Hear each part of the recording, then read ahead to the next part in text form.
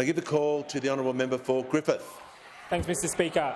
My question is to the Environment Minister. The Greens have offered to pass your government's climate legislation in full with one amendment: no new coal and gas mines. There's no ultimatum, just an offer to pass Labor's bill this afternoon if you stop opening coal and gas mines. But this morning you said on Sky TV, of course, you would approve new coal mines. Are you seriously willing to dump your whole climate plan because Labor wants to open new coal and gas mines? Order. There's far too much noise on my right and left. I give the call to the Minister for the Environment and Water. Thank you.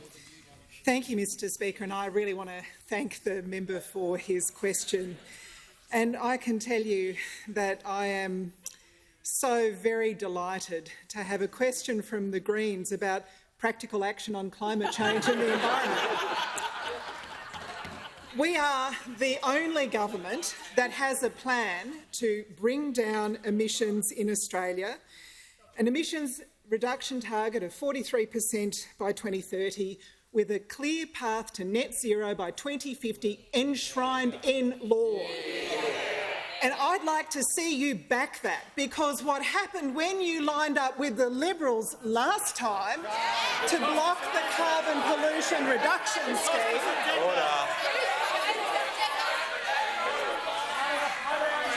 Order. Members on my right, I can barely hear a word the minister is saying. She has the call. What we saw was more emissions for longer because you voted with them. I'm proud of what we're doing on this side to bring down carbon pollution. It's not just the safeguard mechanism, it's the $20 billion for rewiring the nation so we can get more renewables into our electricity grid. It's the legislation I took through this parliament on reducing ozone-depleting gases. It's the methane pledge. Order. It's the $3 billion in the National Reconstruction Fund to— The minister will pause. I'd like to hear— well, the minister is being directly relevant. The same rules will apply to everyone in this House if it's a frivolous point of order.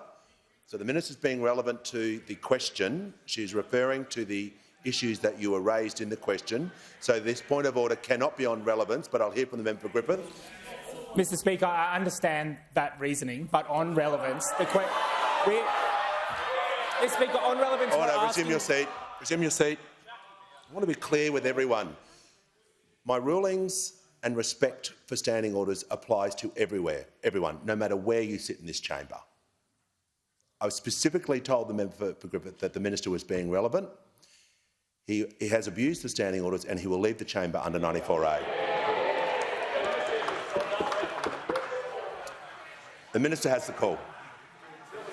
Order. Thank you.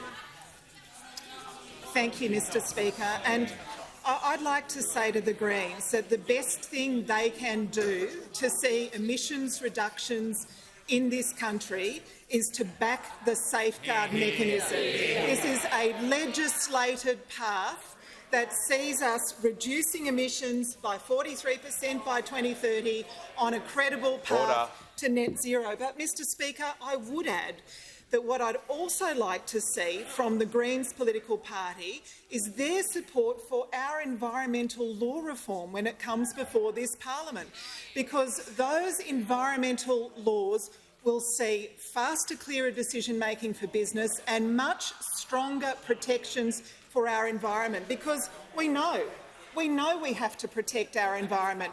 We have to do better at protecting what's precious. We have to do better at repairing what's damaged, and we have to do better at managing our natural environment for the future. So back us on the safeguard mechanism, back us on the National Reconstruction Fund, back us on housing affordability, and back us on our environmental law reform.